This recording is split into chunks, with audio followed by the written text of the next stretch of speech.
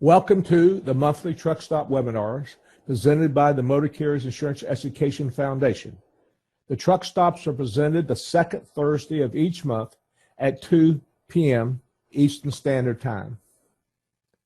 These webinars presented as industry updates for information purposes only and do not qualify for state CE credits. If you're seeking state CE credits, please email our office at trs@ibci.net and we'll send you information on these opportunities for CE. If you have any questions, please type them in the chat window. They will be answered as time allows or responded to after the webinar via email. If you experience any audio problems, please send us a note in the chat window or call our number at 800-741-4084, and we will attempt to correct the problems as soon as possible. Let me tell you where I came up with this subject here.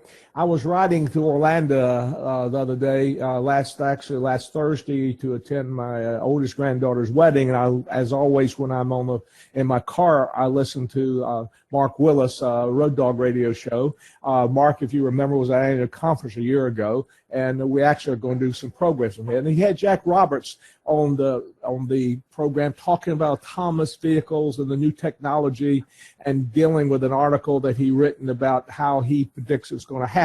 And so since we already had developed a relationship with the Heavy Duty Truck magazine, for you who are at the annual conference and staged for the afternoon session on Friday, Deborah Lockridge, who is the editor of the Heavy Duty Truck magazine, was a speaker there. So I had our office email Deborah and put me in touch with Jack and talked to Jack and said, Jack, how about spending some time with us and on this truck stop and talk about the new technology and these things. And we're very appreciative of him being able to do this and our relationship with the Heavy Duty Truck magazine and also with the Road Dog Radio shows. It's been a blessing for us to be able to get experts in this area. We did a breakout in the conference about autonomous vehicles, but Jack's got a view from it. He comes as a truck driver. He comes from the industry itself and stays in touch with a lot of this happening. For you who do not know my background, I talked to Jack about it. Before I got in legitimate business selling insurance, I sold trucks. I had a truck dealership for 10 years, so I understand all this technology and still remember when I had that pickup truck for $1,400 in that area. Jack, I'll turn it over to you now and we'll go through your presentation and you and I'll have some talking as we get through this. All right, Tommy, thank you very much for the invitation to speak today to your organization. Hopefully I'll terrify a few people or at least give you some things to think about. And this presentation is called Technology, Disruption, and the Future of Transportation. And as you'll see, I prepared and presented this at HDT Magazine's Heavy Duty Trucking Exchange, which was in Scottsdale, Arizona last spring. And what I hope to do today is talk a little bit about some of the trends that you read about a lot. I'm going to be specifically focusing on autonomous vehicles. And I'm going to paint a picture about how there are numerous signs already out there for people who are paying attention that these changes are in fact coming, and I often say I'm a bit of an outlier in that I predict these changes are going to happen sooner than most people. And so let's move to the next slide here. We got it. Go ahead. All right, that'll work. All right, so we'll just roll right along. By the way, Jack, since we got to stop, for you who need to, and I have referred to their Trucking Info U, TRUCKINGINFO.com. Go to their website. Jack's got an article on it, Money and Manpower Autonomous Vehicles, two transparent trends, that was the subject here that will give you some disinformation and thoughts. And he led off in his first paragraph about you are an outliner here, think it's quicker than that. Yet I've just read a lot of articles lately by the American Trucking Association, which says self-driving trucks are closer, are inevitable. New York Times say self-driving trucks are closer than they appear. So there's a lot of discussion in this area, Jack. I'm not sure how far you're out in left field of this, reading some of these articles. Well, we're going to find out. Well, let's start. What we've got here is a shot of one of the best cities in the world, New York City, and this was taken in about 1900. And I've looked really, really hard at this picture, and I can only see one, maybe two motorized vehicles in here. And yet we know from a historical perspective that the people that were in this photo were on the precipice of massive, massive societal, economic, and technological change. They had no idea what was coming their way. And we'll go to the next slide, please. In fact, we were at a point then, much as we are today, where technology had already outstripped legislation. We're already seeing this in some of the rather belated attempts to address autonomous vehicles today. And I love these old stories. I'm a history buff. But there were all sorts of regulations for operating a motor vehicle in a small town over 100 years ago. You had to shoot flares up at night. You had to wait a few minutes and shoot a secondary flare up. There was even one little township in New York where you were supposed to have a guy walk in front of the car with a flag to warn everyone that the motorized vehicle was coming.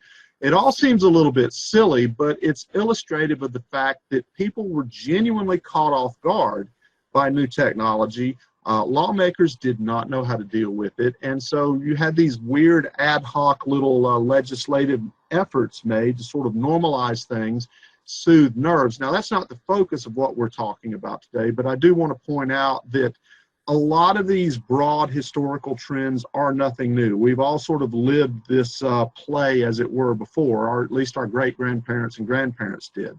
So Jack, we'll move on to the next slide. Jackie Doe brings up a point, because this is one of the stumbling blocks and some of the stuff that each state have their own domain. And as I said here, this town made their own regulation that you had to abide by when you're in that town. So that's one of the hurdles we've got to get over with, is how the states recognize this, because some states have different requirements than others. And, Yep. and we are in the interstate trucking business. And so that's going to be some of the hurdle to decide at what level is transportation regulated, at the federal level or the state level or some kind of hybrid. I hear that as being one of the stumbling blocks as we get through. Absolutely. Well, moving ahead, the next slide, you see New York City. This is Times Square at night. This is a postcard, but it was taken about 20 years later, and the rate of change that we see in this, represented in this drawing, is just massive. There's not a single horse to be seen. Everything now is lit up with electricity. We've got modern advertising, neon, electric lighting. So again, very illustrative of how fast change can overtake a society. We'll go to the next slide. What we're going to be talking a lot about today in this presentation are some stats that were found by the RethinkX organization, sort of a think tank that focuses on future and current transportation trends. I'm sorry, I'm coughing. And we're going to use a recent study they did for a lot of these findings. Okay, next slide. I never get choked. I can't believe it. This is one of my favorite slides. It's from the 1950s. I use this quite a lot. This is an animated drawing, obviously, from the 1950s, and they're looking ahead at an autonomous future. And I put this up here for two reasons. One is it's just great fun to look at anytime you see what people in the past thought the future was going to look like. This was actually supposed to be the 1990s. And you look at this picture and you think, well, they've still got tail fins on the cars. The cars are still massive. But I particularly love, if you look inside the vehicle in the foreground, you know, Dad still has a suit and tie on. Nobody's smoking. That's a good sign. But they've got a board game. Nobody has a phone. So, A, this is meant to be fun, but B, it's also a timely reminder that anytime you attempt to look into the future, you're sort of rolling the dice, and you're not always going to get everything right. I'm not intending to try and get everything right, but as I said when I opened up, I do want to give you guys some things to think about as we sort of move ahead the next 5, 10, 20 years. So, but Jack, there's one thing about this picture, though, that still has, you can't get over some hurdles. This car still has a steering wheel in it, where some of the new projections, but they're not going to have one. So at least you can't get all the way there. Still has a steering wheel. Very true. So we are already obviously seeing some autonomous vehicles. They're starting to move around in some cities. They're still at the stage where if you do see one, they tend to look very futuristic, and they do tend to turn turn your head when you see them. Next slide, please. They've already made a considerably big splash in trucking. This is the Freightliner, their autonomous truck, which I actually drove. I drove it on the very stretch of road they're showing this picture on, sat behind the wheel while it took itself up the highway.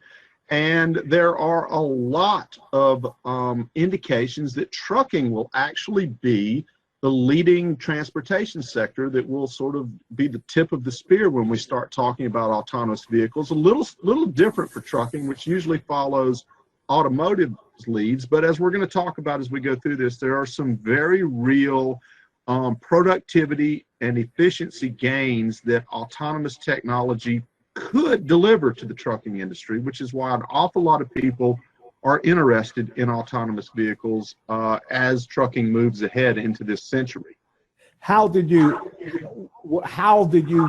get rid of the urge to touch the steering wheel when you were in the driver's seat? The first minute or so, you sort of hover over the steering wheel wanting to grab it in case anything goes wrong.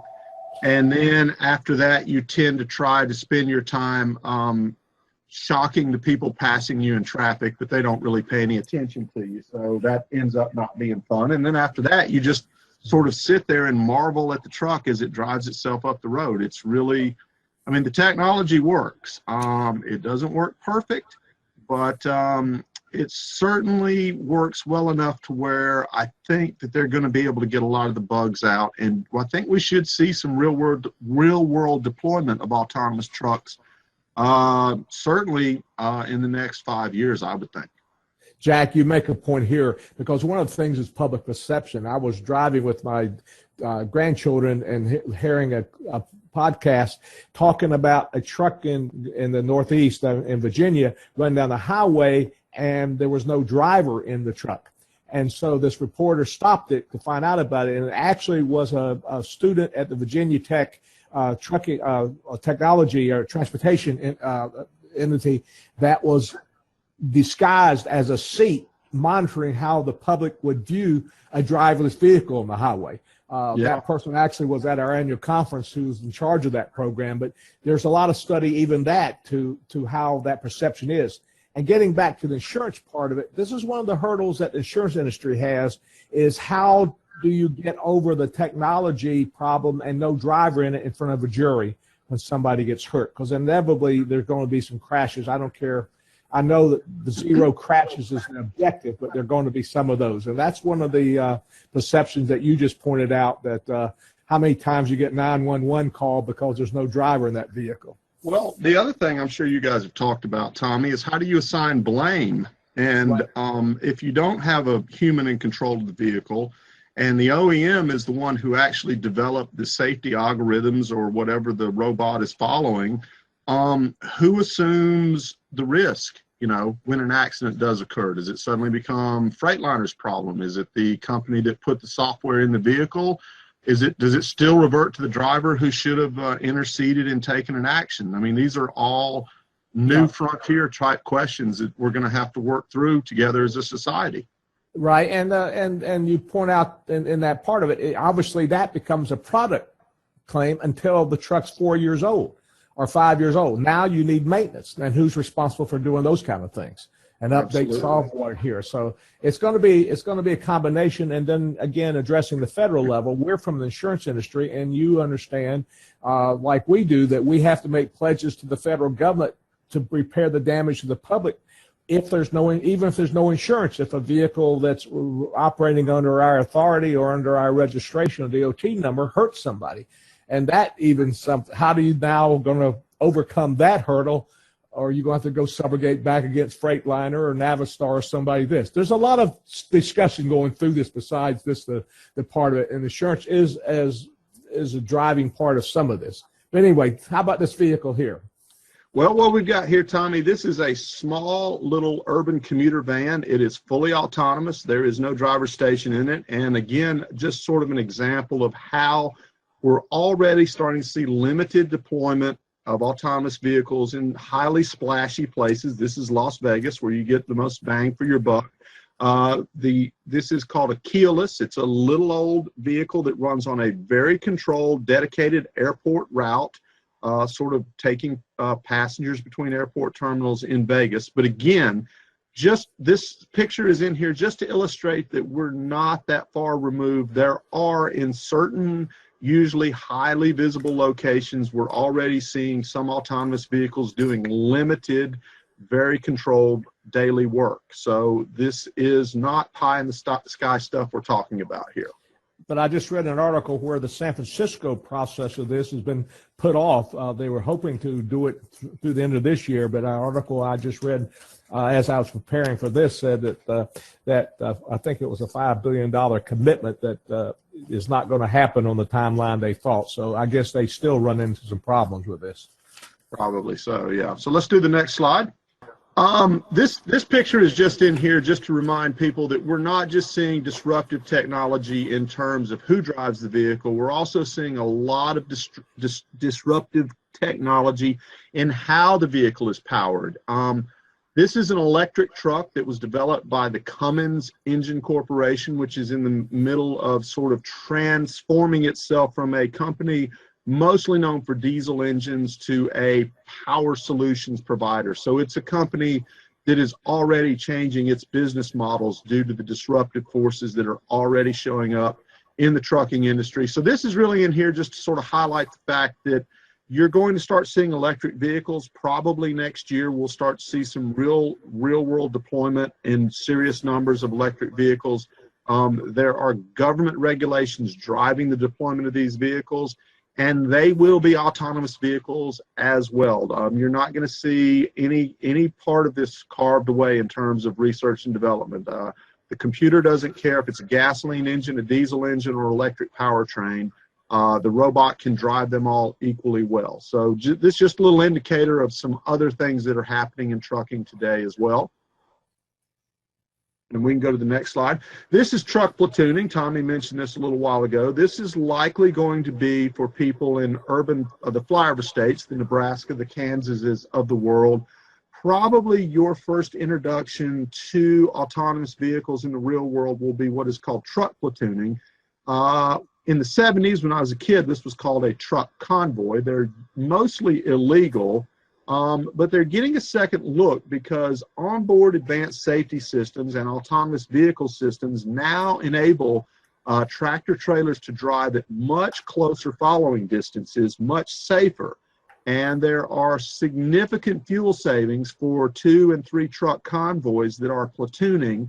The lead truck generally gets about a 5% boost in fuel economy. The second truck generally gets about a 7% boost in fuel economy, and the trailing truck can get as much as a 13 to 15% boost in fuel economy.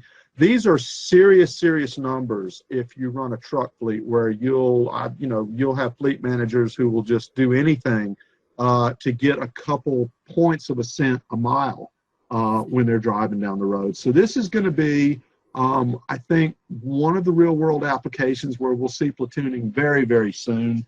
And I think we can go on to the next slide here. Well, I want to point out that you did a great article about platooning in the June magazine concerning this, Jack. And the thing that you brought up that a lot of us, particularly from the South, are used to is the drafting in the NASCAR circuit, where the drivers draft each other that close together, so close that you would not have even thought about it on a regular street. But this is where this closeness, but you meant also states. I understand if you drive too close in some states, that becomes reckless driving, and so we get back again. The states are going to have to be more uniform on how they handle this platooning. But I agree with Tommy, you. Before we bump off this slide, let me mention I've actually driven on some Freightliner and Mercedes platooning vehicles in Germany on Autobahn highways with no one steering the truck. All 3 vehicles under autonomous control. So again, it's another example, like I just mentioned with the electric powertrain, the Cummins truck. What is particularly tough for truck fleets today is they're not really getting one piece of technology and having a lot of time to get comfortable with it. They're getting multiple new technologies coming in all at once that are all integrated together and all complementing each other and working together. So it's a very different development curve for the fleet guys today. They have a lot on their plates, and every time they look up, it seems like something new is being added to the plate. So. The other thing that you just mentioned here, and the fleets are where they're looking at it, obviously statistics, when we look at our potentially insured, 85% of people withholding MC numbers, authority to haul interstate commerce for hire, or products for hire, have fewer than 5 trucks. So it's going to be a long time, I think, Jack, before it gets down to that level. But larger fleets who have the fuel and invest in that part of it, I see that happening quicker than penetrating all motor carriers. Absolutely. All right. And then the other thing that's interesting to talk about today is we're now getting to the point where we have quote unquote smart powertrains. We're now to the point where a company like Volvo, this is a Volvo VNL tractor you see here, and the little dots above the tractor are supposed to indicate that its powertrain is being uploaded remotely while the driver goes in for the night or goes and has a meal. We're a few years away, but pretty soon I'm predicting you'll see powertrains that can flash, upgrade themselves while the vehicle is driving. Say you're in Alabama, you're heading out of the Piedmont zone and you're heading up into the mountains, you need a little more horsepower, just send a note to the manufacturer. Perhaps you've got it geo-fenced and it automatically happens whenever you pass into mountainous terrain. You get a much more torquey, higher horsepower powertrain, and then when you get back into flatlands or you're platooning, the powertrain can reconfigure itself for fuel economy. So we see a lot of this on the automotive side with Elon Musk and Tesla with upgrades to his vehicles all the time. But this is just another new aspect that shows you how rapidly trucking is transforming into a very modern technology sector today. Then we've got the Uberization of freight, which is kind of an interesting trend. We all are familiar with Uber or Lyft, getting in a car and sort of the gig economy running around town. There's a lot of money to be made in trucking with helping fleets, drivers, and shippers match loads in a productive, efficient, and profitable manner. And Uber is basically taking the same technology they've used to help you when you come out of a restaurant, you're standing on a corner, get a very quick and safe and clean ride home. It's the same technology. They know where all the vehicles are. They know where the customers are. Why not just come up with an app that lets everybody see what's going on and make a deal? We're starting to see this on the freight side of the equation. It could be massively transforming for this industry, which is, you have to consider that trucking is a major, at this point, major economic force. And yet, when it comes to dispatching loads, we're still very much stuck in a business model that was finalized in the 1940s or 1950s. If it wasn't for mobile phones, we'd still have guys pulling off the side of the road, finding a pay phone and calling a dispatcher and, all right, where's my load? Where am I going? What time do I have to be here? So we're seeing a lot of the uncertainty taken out of this aspect of the transaction chain. Still new. There's been hit and miss. Some people like this, some people don't.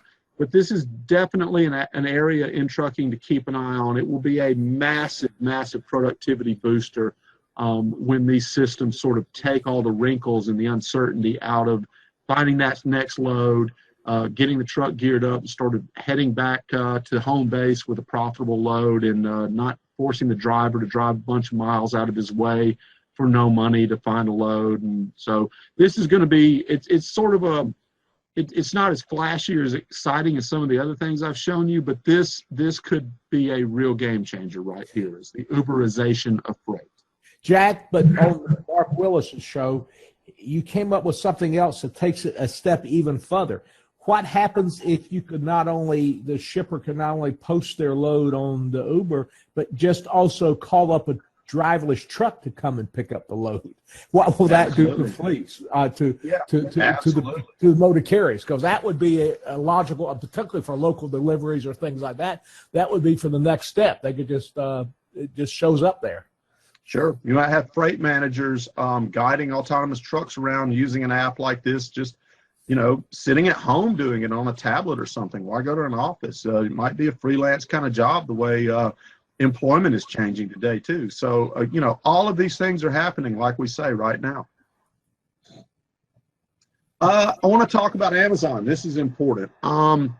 We are moving toward an in-home grocery and goods delivery model that is projected to, it's about a $7 billion a year, the in-home grocery delivery business right now. I've seen projections it will go to $34 billion a year by 2020, 2021. If you're at all interested in the trucking industry, then these numbers should be alarming, because we do not have the capacity, we don't have the vehicles, we don't have the drivers to meet that demand. And so I often point to this as a major driver of why so many people are interested in autonomous vehicles, because we know with absolute certainty that Amazon is going to increase delivering goods to homes. Walmart, it's, to me, shaping up. We could easily see Amazon and Walmart as the two sort of juggernauts slugging it out to cut out their own spaces in the in-home delivery sector. We know that Jeff Bezos is looking at founding his own FedEx-style fleet in the near future. I tend to think there will be a long-haul Class 8 fleet in his development plans not long after that. So this, to me, is probably the biggest trend driving the need or the desire for autonomous vehicles today. And I want your listeners to understand, I sometimes have a problem conveying this to truck drivers and fleet managers. These developers aren't developing autonomous vehicle technology in a vacuum. They're not doing it to show off. They're not doing it because they can. There are real economic forces pushing the development of this technology because, frankly, again, we just don't have the drivers, we don't have the vehicles to get the goods delivered that are being shipped today. And how we're going to deal with an exponential uptick in in-home deliveries over the next 3 to 5 years is a massive problem. It's a hurdle that's going to have to be solved, and I think increasingly you'll see autonomous vehicles stepping in to fill that role. That might not be the big 18-wheelers, but the local vehicles would be the place that Exactly. This would come in to the household. Well, they're talking about drones now doing that part of it. There's problems with those from airlines. That's one of my favorite things when I talk to truck fleets, Tommy, is I tell them, I'll show them a picture of the Amazon drone, and I'll say, here's a drone. Are they going to deliver products with a drone to your door? I say, maybe they will, maybe they won't. But the fact is that you're sitting there scratching your head trying to figure out how you can get someone to pass a CDL test and get in the seat of one of your trucks.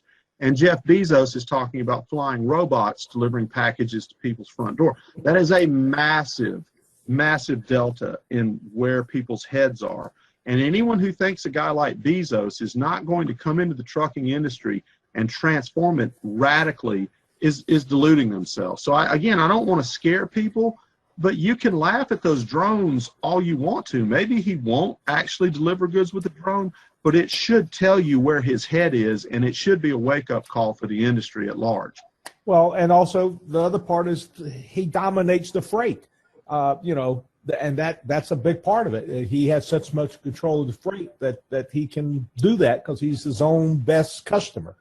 Absolutely, absolutely. So this little slide in here, I've got everybody geared up and worried. So let's talk about the disruption ahead.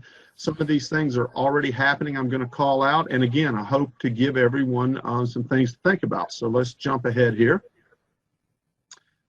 We tend to talk a lot about trucking today, the autonomous truck driver. What will he do? Will he be a freight manager, like I mentioned just a second ago, plotting out routes, or maybe he's writing his novel as he's going down the road? But as massive as these changes are going to be, next slide, please. Or a female. Let's give credit for both sides of this. Female. We're actually going to see a lot of this on the automotive side, and this has already started. This is a Volvo SUV, and Volvo actually is out of the car business, at least the core company is. It is focused on construction machinery. buses, heavy duty and light duty trucks. And at the time that they sold off their car division to Ford, everybody sort of scratched their head. And the Swedes insisted at the time that cars were fun and cool and everything, but the real money was in construction equipment and trucking. And that seemed a little odd, but next slide, please. We're now hearing rumors that Mercedes is talking about seriously curtailing car production and may eventually get out of car production altogether. And they're going to focus on trucking. Next slide. People don't know that Mercedes owns Freightliner, which is already in that part of the business. They own Freightliner. And Ford has already done this. In fact, I saw on Twitter this morning a story, sort of a year after report, talking about how Ford is massively curtailing car production. They're going to focus on light delivery trucks, urban delivery trucks. Again, all ties in neatly with what we were just talking about with Mr. Bezos and in-home grocery delivery. But yes, Ford, the pioneer of the motor car, the passenger car, is going to cut back on their production. Why? Well, the Rethinks people, this is the think tank that I pulled a lot of the facts that or a lot of the research that I'm using for this presentation. They think that the demand for new cars is going to fall 70% by the year 2030. And you think, well, that's just crazy. Why? How is that going to be the case? Well, let's jump ahead to the next slide here.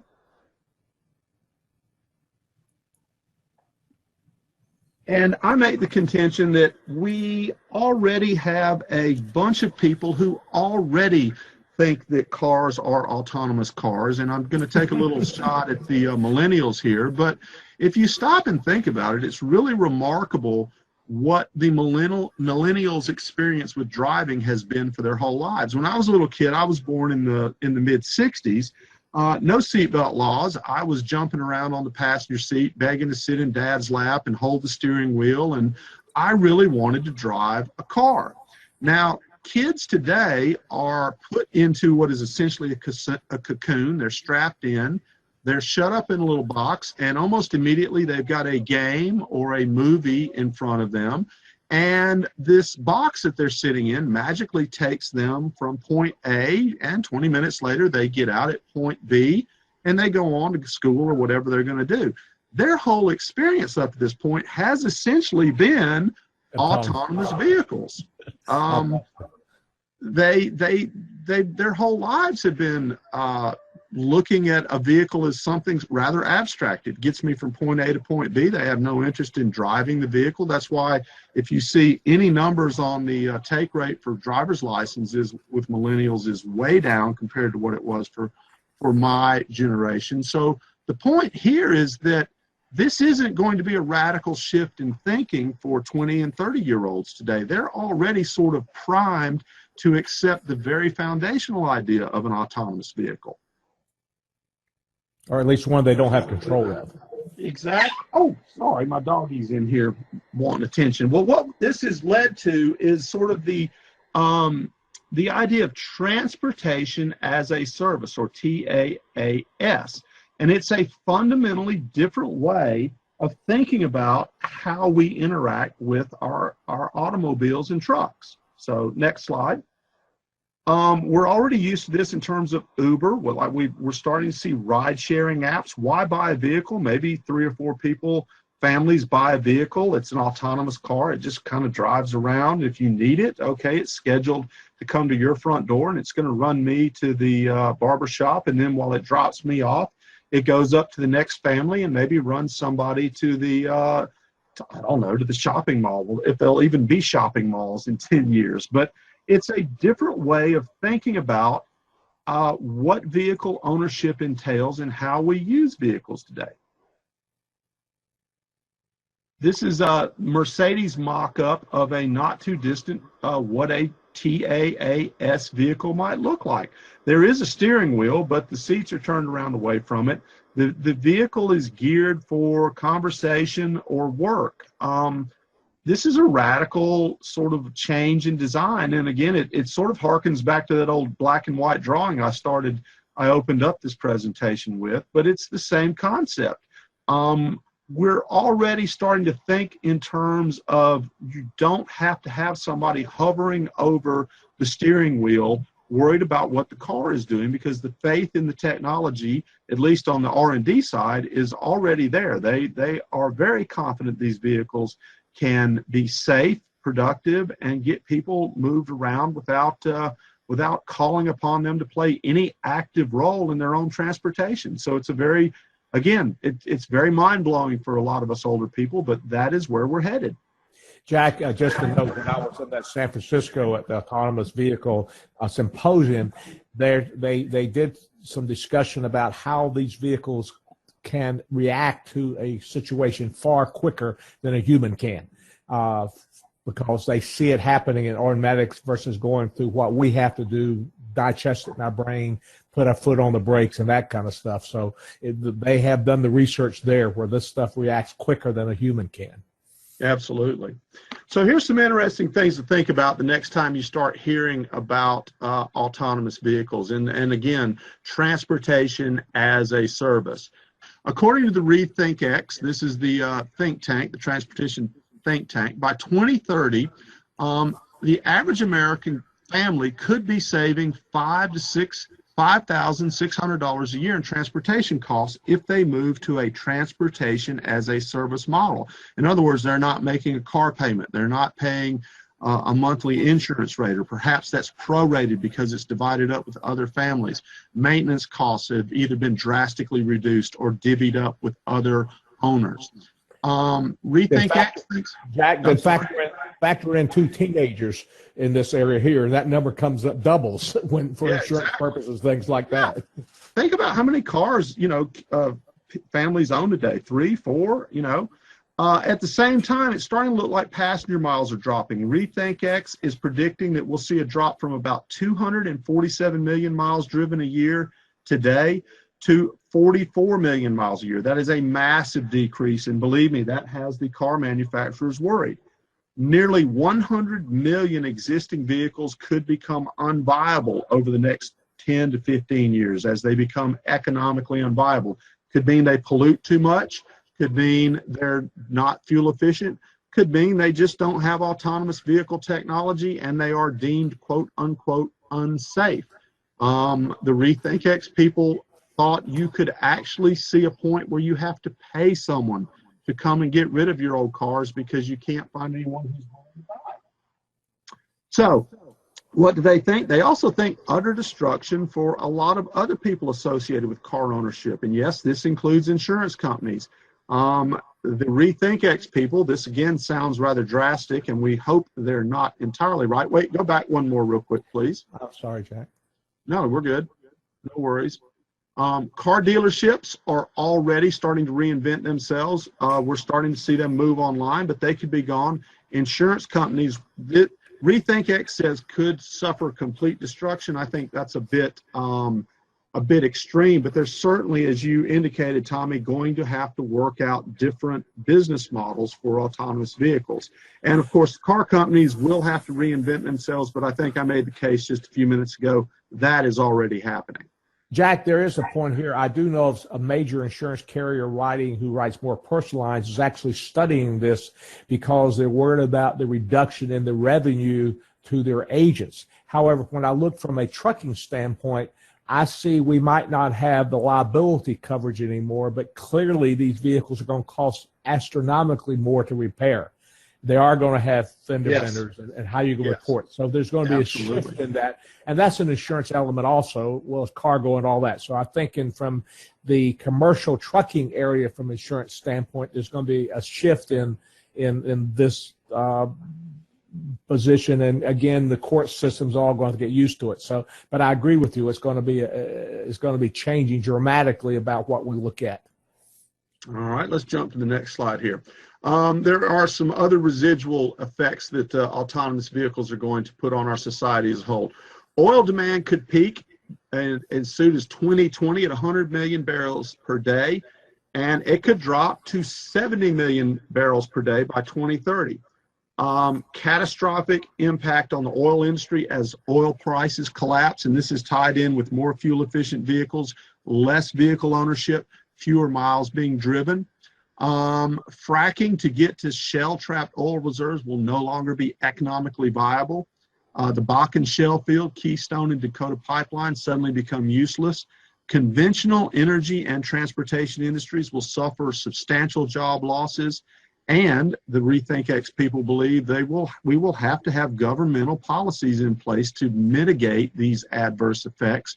So when you really start thinking about the changes that will sort of ripple across our society, from the advent of transportation as a service, autonomous vehicles, they're really, really far-reaching and potentially alarming consequences to a lot of this stuff.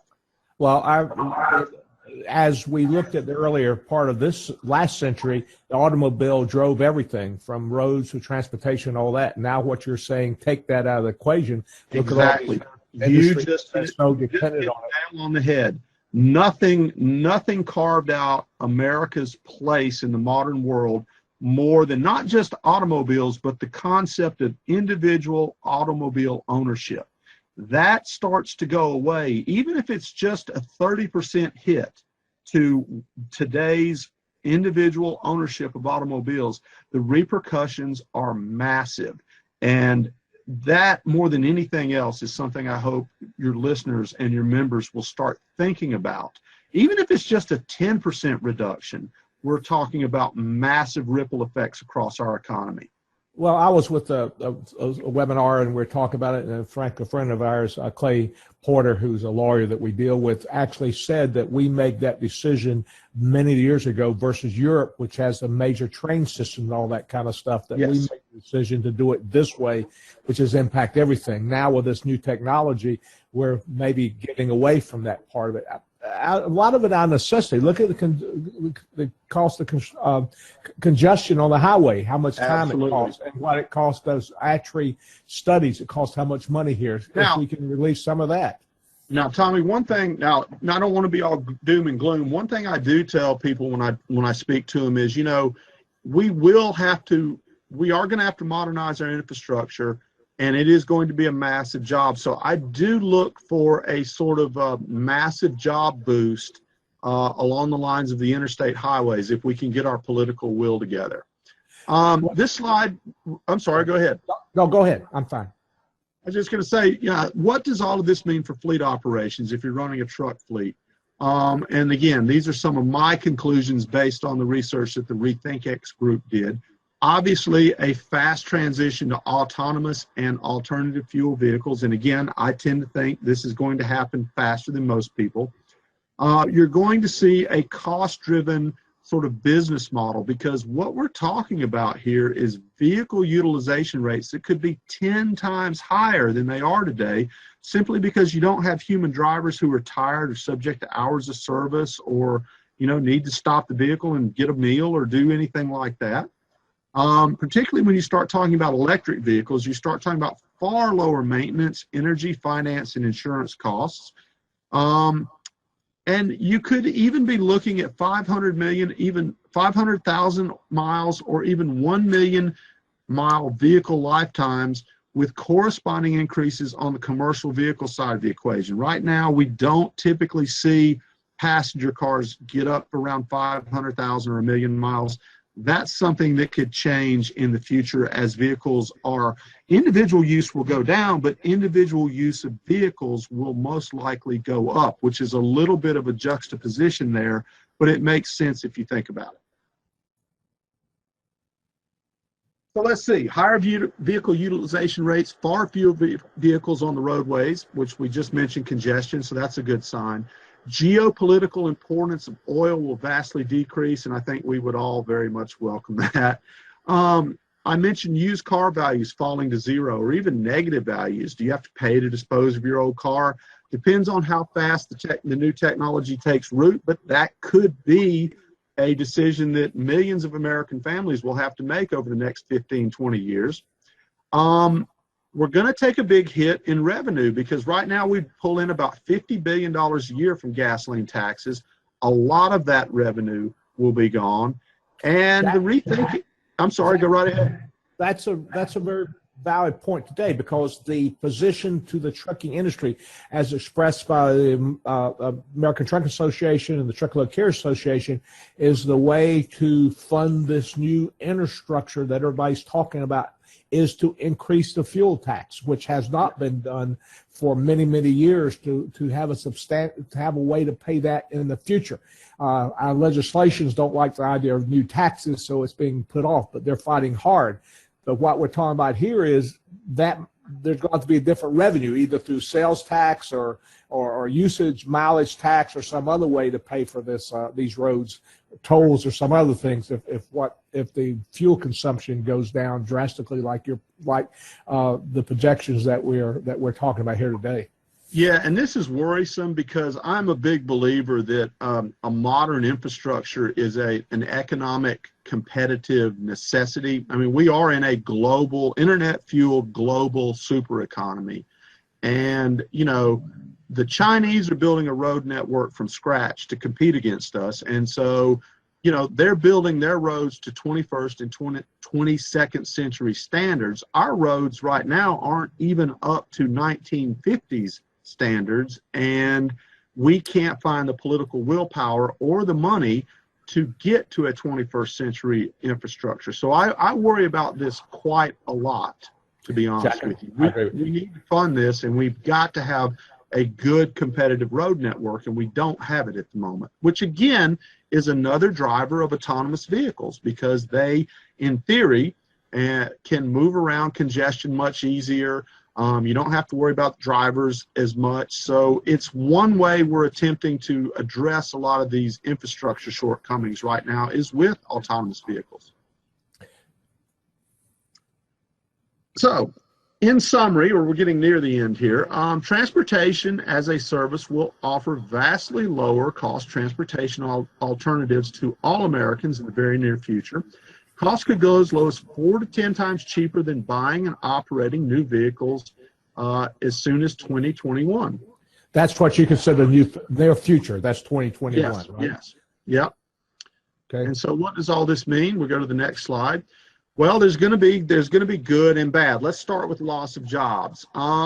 If we assume that 5 million truck driving jobs are lost at an annual average salary of around $40,000 a year, this is another hit to our national income, which equals about a $200 billion loss in taxes every year.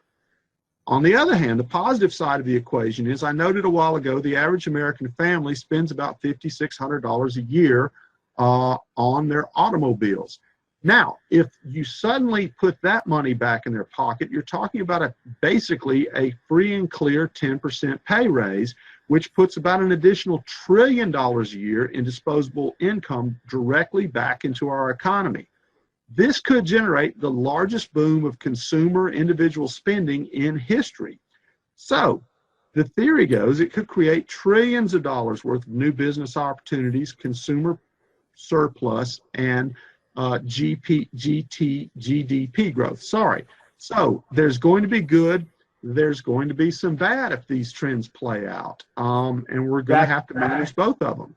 And I understand that first slide about truck drivers' jobs going away, but you just mentioned those will be maybe replaced from behind the wheel to now maintaining these trucks, the technology, sitting at the house, dispatching, and all those kind of things. So there is going to be a shifting in those part of it, maybe economic level, but I see the actual vehicle per delivery it's going to be different, but a person per vehicle is still going to be, or delivery is still going to be a part of the equation.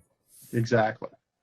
So the conclusion here, dramatically lower transportation costs as transportation as a service begins to displace our current model of individual vehicle ownership, increased mobility, access to jobs, education, and healthcare, trillions of dollars in consumer surplus spending, and contributions to cleaner, safer, more walkable communities. At least these are the goals. So that is sort of the trends. Again, here's my vital information. I'm the HDT senior editor. Look for us on truckinginfo.com. You can find me on Twitter at @JackRoberts, and would love for you guys to follow me on there as well. Jack, we really appreciate it, and I appreciate our relationship we developed with the Heavy Truck Magazine. I'm going to talk to you about maybe presenting some of this stuff at the conference we're going to have next year, so we'll look forward to that next October. But we really appreciate your spending time with us, letting us into the future. It does affect us from the insurance industry. It affects our insurers drastically. And one thing the foundation's always tried to do is think ahead, and you have helped us in this hour we spent together. Again, we appreciate your effort, your time, and your knowledge and your expertise in this area, and we look forward to continuing this. Thank you again for having me. Remind you that the next truck stop will be December 13th at 2018, December 13th of 2008 at 2 p.m. We're working on that subject matter now. We hope you gained something for this hour you spent with us. We look forward to continuing providing this information. We're out.